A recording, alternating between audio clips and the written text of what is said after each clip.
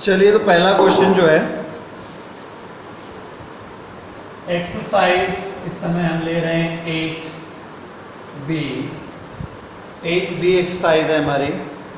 और 8B में पहला सवाल जो है कि एक डायग्राम दिया गया था। Diagram in the figure shows a cell of EMF 2 volt and internal resistance 1 ohm connected to external resistance 4 ohm.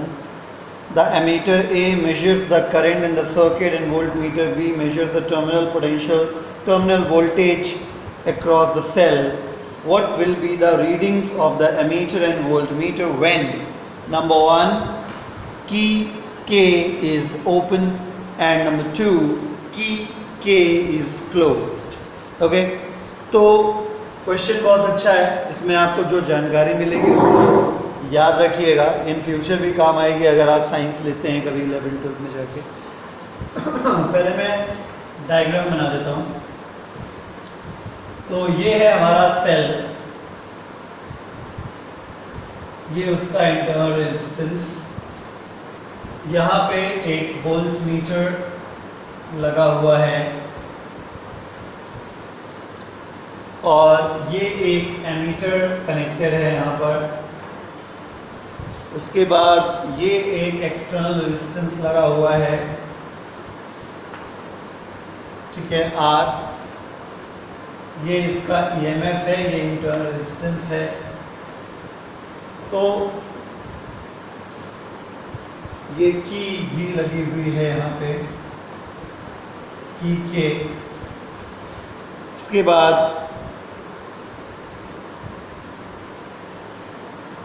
ये प्लस और ये माइनस।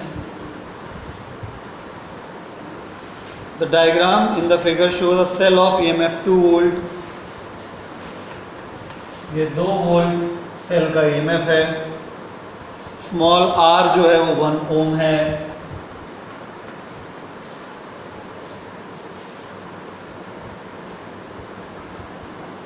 ठीक है,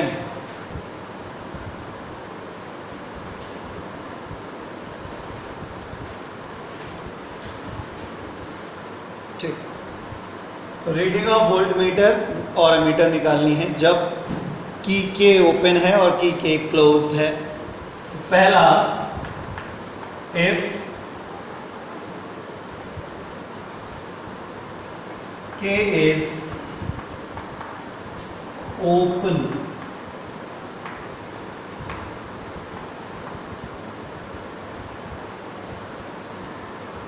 ठीक है, की के is open.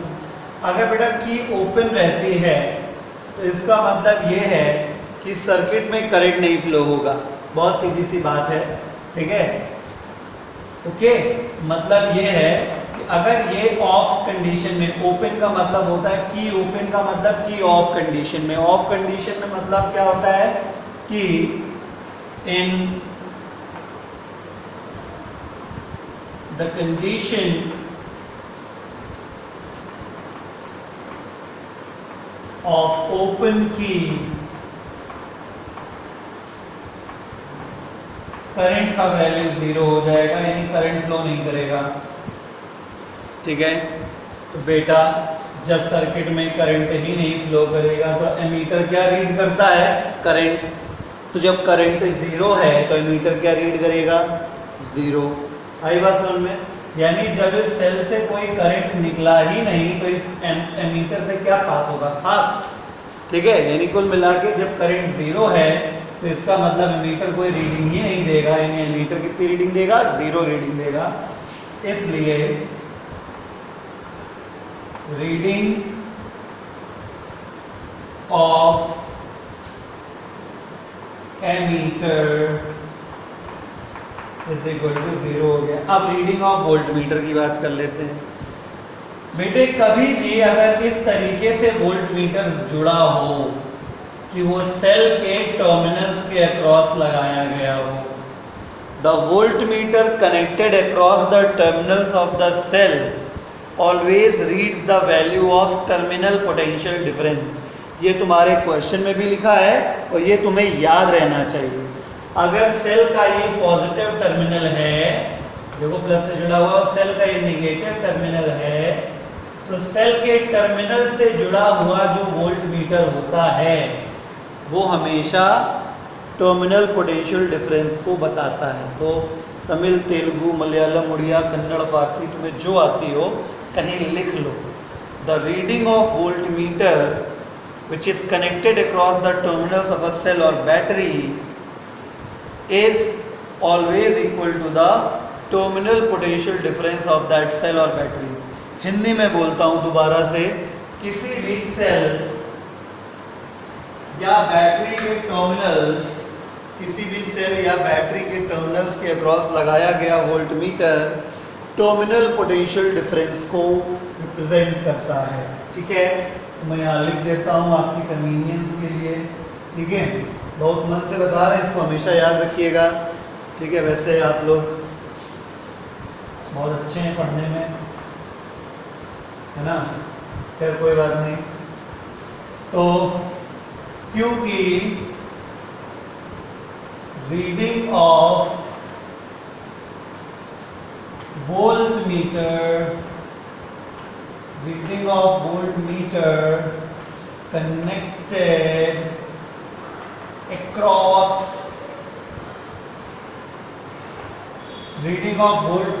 connected across the terminals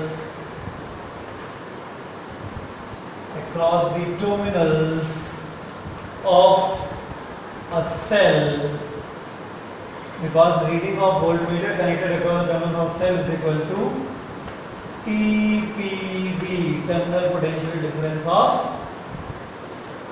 cell। therefore, ठीक है, therefore रीडिंग डॉट डॉट मतलब रीडिंग कितनी आएगी वोल्टमीटर की, तो लिख दे। therefore रीडिंग ऑफ वोल्टमीटर, यहाँ पे रीडिंग ऑफ वोल्टमीटर जो आएगी, समझ गए नहीं समझ गए, मतलब ये ऊपर जो लाइन मैंने लिखी है ये एक तरीके से फॉर्मूला जैसा हो गया तुम्हारे लिए। ठीक है, कि अगर किसी सेल के टर्मिनल्स के अक्रॉस कोई वोल्ट मीटर जुड़ा है तो वोल्ट मीटर की रीडिंग टर्मिनल पोटेंशियल डिफरेंस के बराबर होती है। इसलिए इस वोल्ट मीटर की reading of volt meter equal to TPD. TPD का फॉर्मूला होता है, टीपीडी को कैपिटल वी से रिप्रेजेंट करते हैं। Therefore reading of volt meter is equal to V का formula E minus I R होता है। ठीक है, देयरफॉर क्योंकि i 0 है, देखिए i का वैल्यू कितना है 0, तो e माइनस 0 इंटू आर, यानी कुल मिला के कितना हो जाएगा। बात समझ में आया कि नहीं आया? रीडिंग ऑफ वोल्ट मीटर ई। तो पता है मैंने यहाँ बहुत सारा कि स्टार क्यों मार्क कर दिया है, इसलिए कि हमेशा याद रखिएगा, ये हमने पढ़ाया भी था आपको, हमेशा इस बात को याद रखिएगा कि अगर सेल ओपन सर्किट में होता है, की ओपन होती है, तो बोला जाता है कि सर्किट भी ओपन है। ओपन सर्किट यानी ऑफ कंडीशन। ऑफ कंडीशन में सेल का जो टर्मिनल पोटेंशियल डिफरेंस होता है वो ईएमएफ के ही बराबर होता है। ठीक है, इन ओपन सर्किट, मतलब आप अगर एक लाइन में याद करना चाह रहे हैं तो आप याद कर सकते हैं। ठीक है, वैसे मैं पढ़ा चुका हूँ पहले, बट चलो कोई बात नहीं, आप डायरेक्टली भी कर सकते थे। इन ओपन सर्किट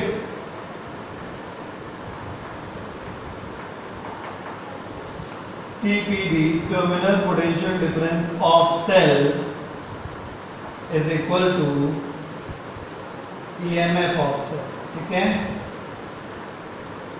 इस वजह से आपका आंसर आ गया, इसलिए नीचे दिख रहा है आपको,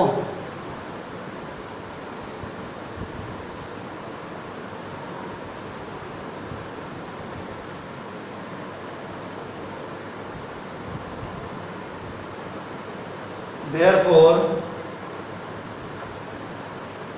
reading of voltmeter जो हो जाएगी, कितनी हो जाएगी, ईएमएफ के बराबर। ईएमएफ कितना दिया है 2 वोल्ट, तो रीडिंग आ गई 2 वोल्ट, ये आपका आंसर। मैं दोबारा से फिर से एक बार एक्सप्लेन करने का इच्छुक हूँ, मैं दोबारा से एक बार बता देता हूँ, आप समझ जाइए। ठीक है, क्वेश्चन ये था कि एक सर्किट है, सर्किट में एक सेल लगा है, सेल का ईएमएफ 2 वोल्ट है, इंटरनल रेजिस्टेंस 1 ओम है, इसके टर्मिनल्स के अक्रॉस एक वोल्टमीटर लगा है और यहाँ पर एक एक्सटर्नल रेजिस्टेंस के बाद एक की लगी हुई है और की जो है हमारी फिलहाल ओपन है। फर्स्ट क्वेश्चन में ये एक एमीटर है। एमीटर और वोल्टमीटर के काम क्या होते हैं, ये अगर आप समझ जाएंगे तो आपको ऑटोमेटिकली काफ़ी बातें क्लियर हो जाएंगी। एमीटर का काम होता है करंट को मेज़र करना, वो भी उस ही ब्रांच में जिस ब्रांच में वो लगा हुआ है। तो अगर मुझसे कोई ये पूछता कि एमीटर की रीडिंग क्या है, तो मैं दिमाग ये लगाता कि एमीटर से करंट कितना पास होगा, क्योंकि एमीटर से जितना करंट पास हो पाएगा उतना ही एमीटर रीडिंग देगा। लेकिन क्योंकि की ओपन है, इस वजह से सर्किट में करंट नहीं फ्लो होगा, यानी एमीटर के थ्रू कोई भी करंट पास नहीं करेगी। इसका मतलब एमीटर कितनी रीडिंग देगा, 0 एम्पियर। ठीक है, ओके। इसीलिए मैंने ये आपको क्लियर किया कि in the condition of open की या ओपन सर्किट, ठीक है, करंट की वैल्यू 0 होती है। इस वजह से रीडिंग ऑफ एमीटर भी 0 हो जाएगा। क्यों हो जाएगा, क्योंकि मैं ये नहीं कह रहा हूं कि ओपन कंडीशन में हमेशा एमीटर 0 ही रीडिंग देता है ना, यहाँ फर्क है। ठीक है, अभी आपको मैं एक चीज बताता हूँ। जैसे मान लीजिए ये एक छोटा सा फिगर है, आप देखिए, मान लो कि ये एक रेजिस्टेंस लगा है, ये एक एमीटर लगा हुआ है, समझना, ये एक सेल लगा हुआ है और यहाँ पे की लगा के एक रेजिस्टेंस और लगा हुआ है। समझिएगा बात, बहुत मन से बता रहे हैं सारी बातें। अब कह दे कोई, अब कोई कह दे कि सर ये की ओपन है तो करंट 0 हो जाए, एमीटर की रीडिंग 0 आ जाए ना, ऐसा नहीं होगा। मतलब क्योंकि की यहाँ पे ओपन है, इस वजह से इस वाली ब्रांच में करंट नहीं फ्लो होगा। समझ गए, क्योंकि की इस बीच वाली ब्रांच में ओपन है, इस वजह से इस ब्रांच में करंट फ्लो नहीं होगा। अगर सपोज 2 एम्पियर करंट यहाँ से निकला तो ये ऐसे होते हुए ऐसे होते हुए ऐसे होते हुए 2 एम्पियर यहाँ से क्रॉस होके वापस आएगा। इसका मतलब हम क्या कहेंगे, रीडिंग ऑफ एमीटर कितना है, 2 एम्पियर। ये सब समझने का खेल है। ठीक है, ये वो टॉपिक नहीं है जिसमें आप फॉर्मूला रट लिए, वैल्यू रख दी, आंसर आ गया। यहाँ बहुत कुछ समझना पड़ता है। तो आपने क्या सीखा है मीटर के बारे में, चाहे समय कितना भी लग जाए, लेकिन इसको हम यूं ही नहीं छोड़ेंगे। ठीक है, बहुत इत्मीनान से, बहुत आराम से और कायदे से आपको ये टॉपिक फिनिश करवा के ख़त्म करेंगे। ठीक है, क्योंकि ये बहुत इंपॉर्टेंट रोल प्ले करेगा उन बच्चों के लिए जो क्लास 12th में साइंस पढ़ते हैं। ठीक है, तो समझ गए आप। तो मैंने आपको क्या क्लियर किया, अगर की ओपन है तो जिस ब्रांच में की लगी हुई है उस ब्रांच का करंट 0 हो जाएगा। तो क्योंकि इस क्वेश्चन में उस ब्रांच में की लगी थी जिस ब्रांच में एमीटर मौजूद था, इस वजह से अगर की ओपन है तो इस ब्रांच में करंट फ्लो नहीं करेगी। कौन सी ब्रांच, जिसमें एमीटर है। और एमीटर उसी करंट को मेजर करता है जो करंट उसी की ब्रांच में फ्लो कर रही हो। मतलब जिस ब्रांच में एमीटर लगा होता है उसी ब्रांच का करंट एमीटर मेजर करता है।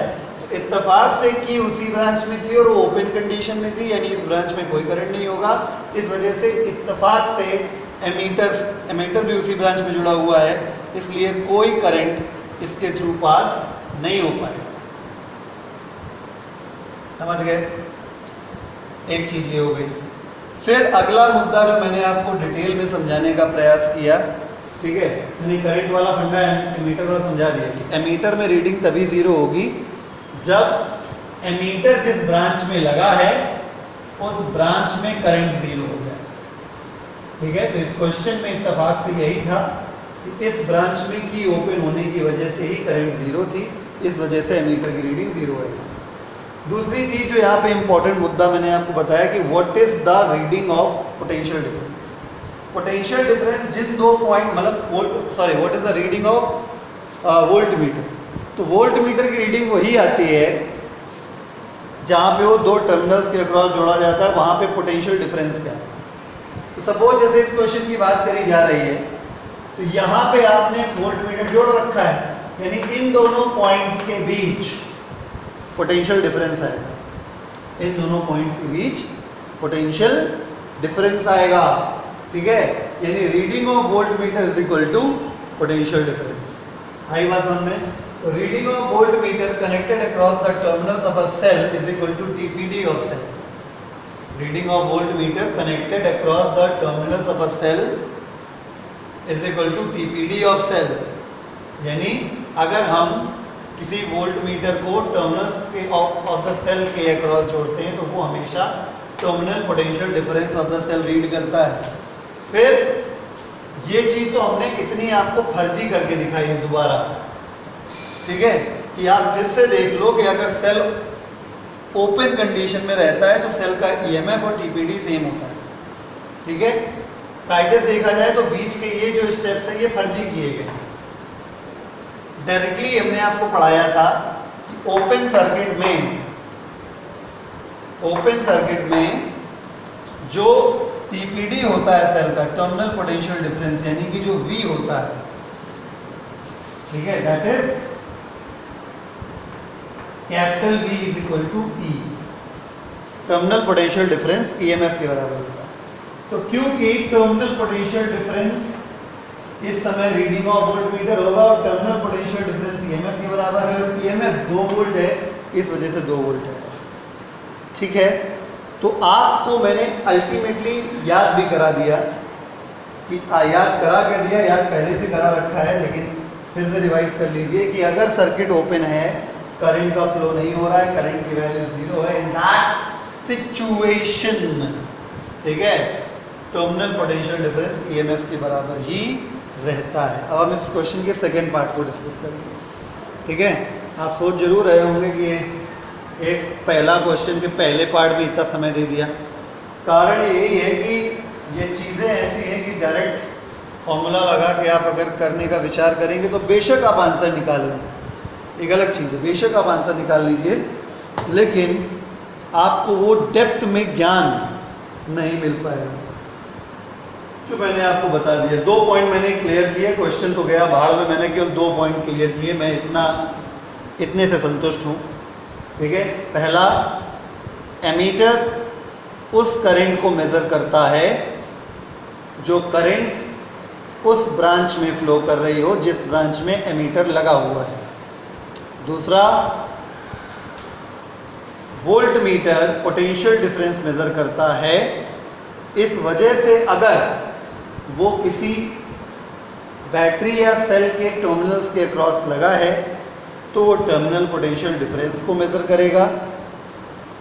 और एक इस क्वेश्चन में पर्टिकुलर कंडीशन है ये कि ओपन सर्किट है, तो ओपन सर्किट में टर्मिनल पोटेंशियल डिफरेंस और EMF सेम रहता है। इस वजह से जो अल्टीमेट लाइन हमने आपको याद कराई कि ओपन सर्किट की कंडीशन में अगर सेल के अक्रॉस वोल्ट मीटर लगा है तो वोल्ट मीटर की रीडिंग का हो या टर्मिनल पोटेंशियल डिफरेंस का हो, वो हमेशा EMF के इक्वल आता है। अब हम बात करेंगे सेकेंड क्वेश्चन के बारे में कि अगर की क्लोज है तो, अगर की क्लोज है तो, इफ की इज क्लोज,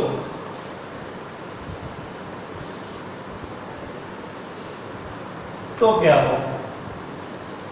अगर की क्लोज है तो ऑब्वियसली की क्लोज होने की वजह से सेल के पॉजिटिव टर्मिनल से करंट फ्लो करने लगती है। अब आप सोच रहे हो, सोचना भी चाहिए, आप सोच ये रहे होंगे, अगर आप नहीं सोच रहे हैं तो सोचना चाहिए।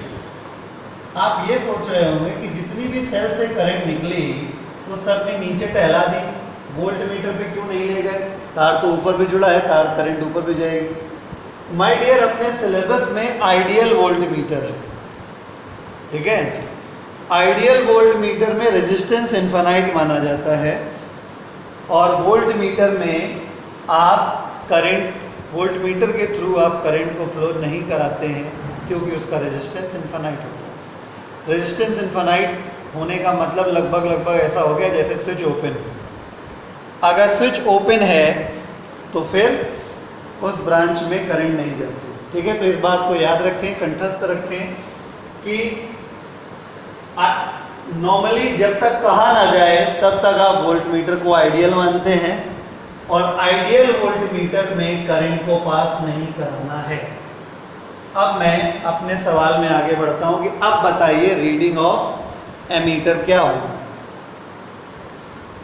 ठीक है, तो अगर आप समझ गए हो तो आपको साफ साफ दिख रहा होगा कि सर्किट में जो करंट फ्लो कर रही है इस ब्रांच में वो सेल के द्वारा निकाली हुई करंट है।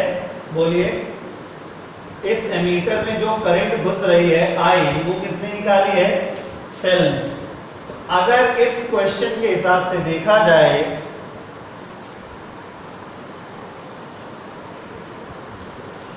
तो इस एमीटर में वही करंट फ्लो कर रही है जो इस सेल ने निकाली। यानी अगर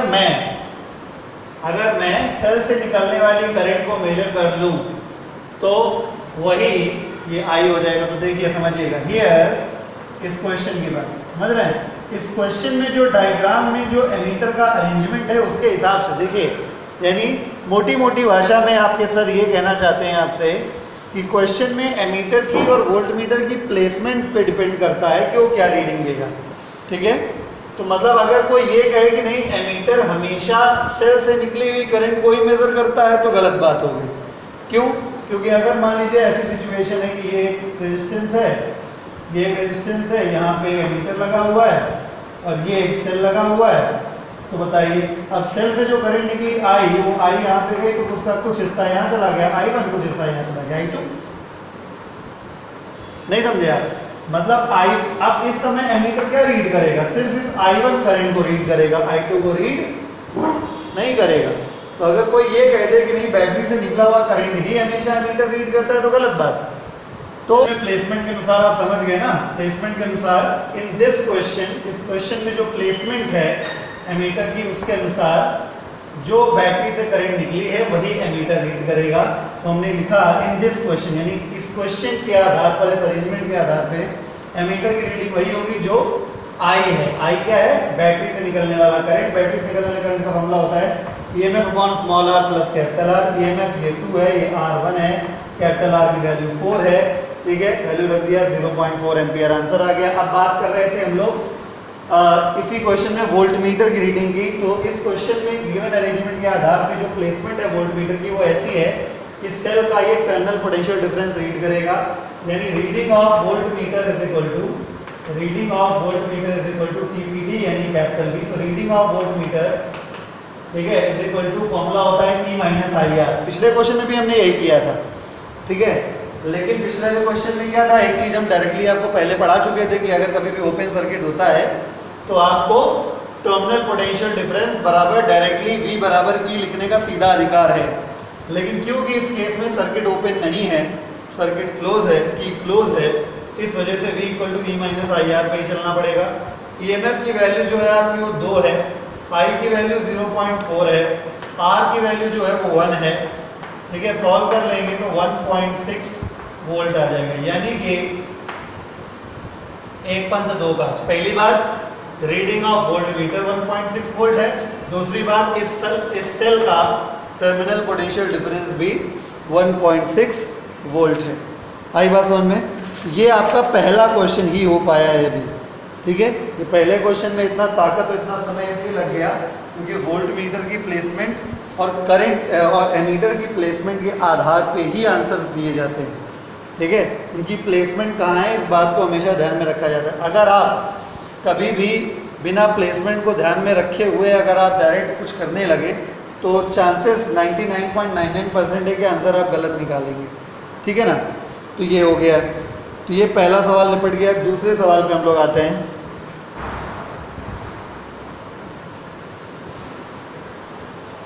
और 99.99% श्योर ये भी है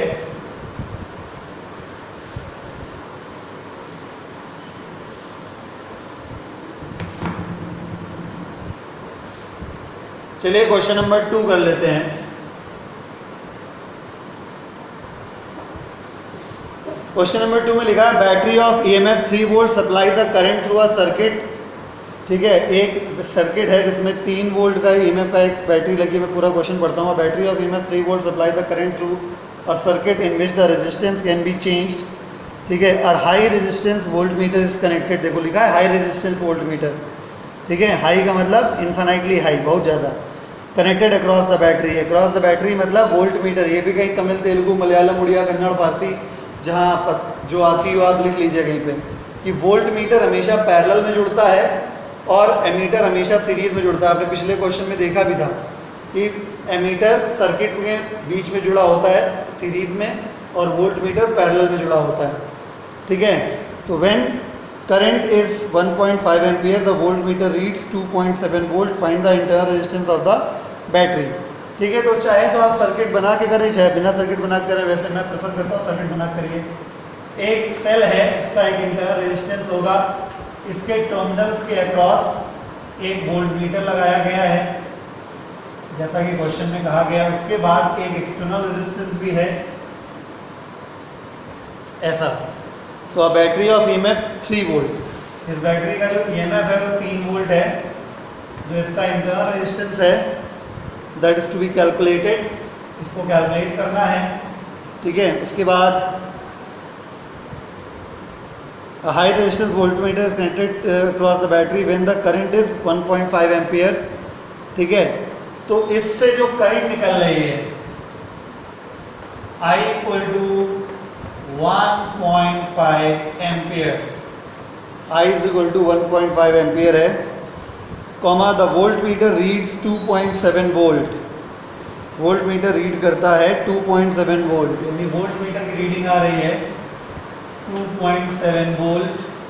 चलिए ठीक है। तो find the internal resistance of the battery, ये निकालना है अब। ठीक है। बाहर किससे जुड़ा हुआ है पता नहीं। अगर आप अब भी नहीं दिमाग लगा पाएंगे तो फिर बेकार है। बहुत सिंपल सी चीज़ है। ये वोल्ट मीटर की प्लेसमेंट जो है वो टीपीडी की प्लेसमेंट है, टर्मिनल पोटेंशियल डिफरेंस रीड करने की प्लेसमेंट है। इन दिस क्वेश्चन जो अरेंजमेंट दिख रहा है मुझे, इन दिस क्वेश्चन मुझे जो अरेंजमेंट दिख रहा है ये कि जो रीडिंग ऑफ वोल्ट मीटर जो है, रीडिंग क्या देगा, reading of volt metre, reading of volt metre जो होगा वो टीपीडी, टर्मिनल पोटेंशियल डिफरेंस होगा। यानी टर्मिनल पोटेंशियल डिफरेंस है ना। अभी पिछले क्वेश्चन में भी यही बताया था कि सेल के टर्मिनल्स के क्रॉस लगा है, इसलिए terminal potential difference reading of volt metre हो जाएगा। टर्मिनल पोटेंशियल डिफरेंस को V से रिप्रेजेंट करते हैं। रीडिंग ऑफ वोल्ट मीटर 2.7 है कि नहीं है। टर्मिनल पोटेंशियल डिफरेंस का फॉर्मूला होता है V is equal to E minus IR। ठीक है। तो V की जगह पे लिख देते हैं E माइनस IR बराबर 2.7। EMF कितना है 3, I कितना है 1.5, R चाहिए 2.7 ये हो। तो 1.5 R माइनस का 0.3, सॉरी प्लस का हो जाएगा क्योंकि इधर भी तो प्लस हो जाएगा। ओके। तो ये कुल मिला के R is equal to 0.3 upon 1.5। ये इधर चला गया, सॉरी डेसिमल हट जाएगा दोनों से। तो 3 एकम 3, 3 बचे 15 यानी 0.2 ओम्स। इंटरनल रेजिस्टेंस का यूनिट ओम होता है तो 0.2 ओम आंसर होता है। ठीक है। इस R की ज़रूरत ही नहीं पड़ी। समझ गए। ठीक है। अब हम लोग करते हैं next question.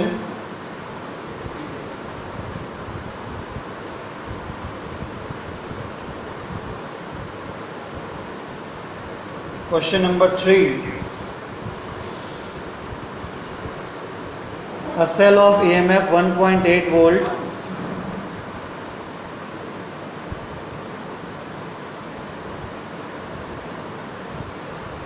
third question.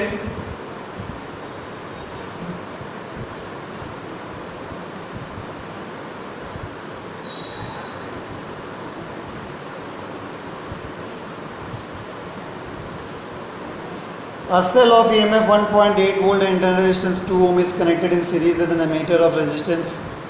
Ammeter में resistance है इस बार of 0.7 ohm.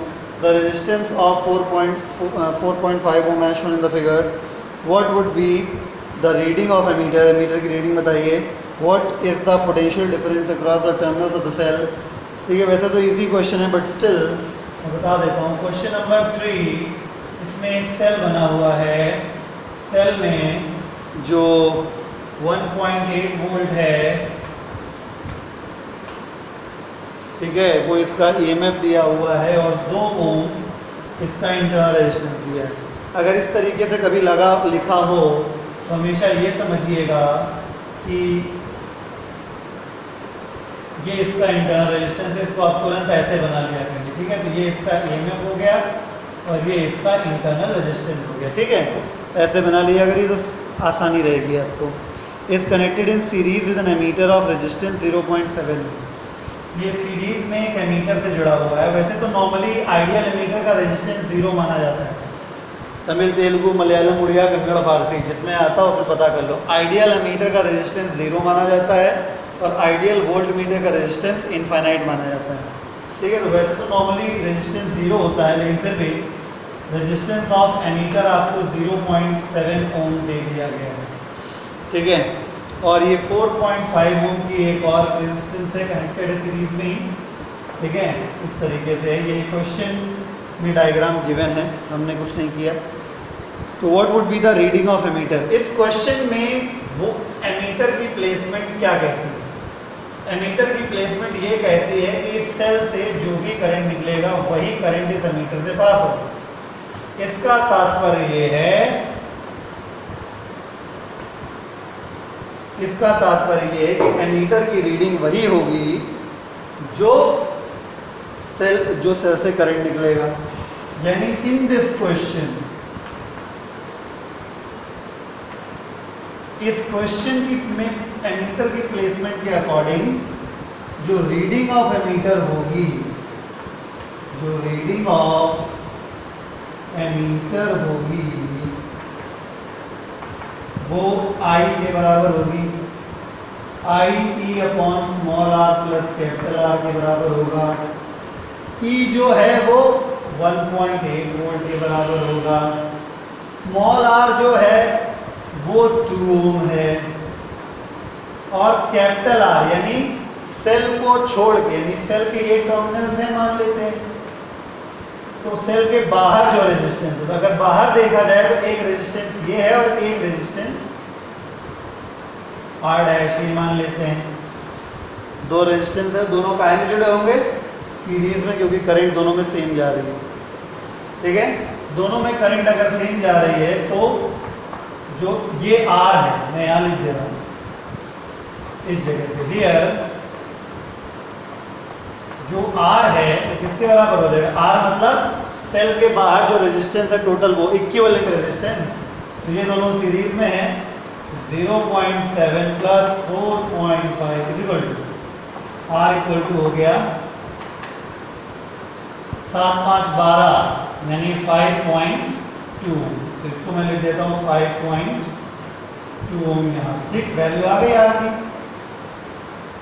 ठीक है, समझ गया ना कैसे आया? सीरीज में है, R equal to R1 plus R2 लगाया. 5.2 1.8 अपॉन 7.2 1.8 अपॉन 7.2 तो 18 चौक 72 1/4 यानी 0.25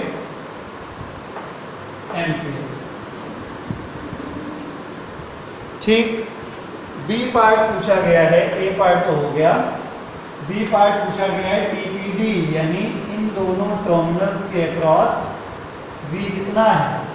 फॉर्मूला होता है V is equal to E minus IR अगर सर्किट क्लोज है. अब तो याद ही हो गया होगा, ओपन सर्किट होगा तो V equal to E. Close circuit है मतलब करंट अगर फ्लो हो रही सर्किट में तो V is equal to E minus IR. V निकालना है. E की वैल्यू 1.8 है. I की वैल्यू कितनी है? कहाँ है I? हाँ, I 0.25 और R कितना है? 2.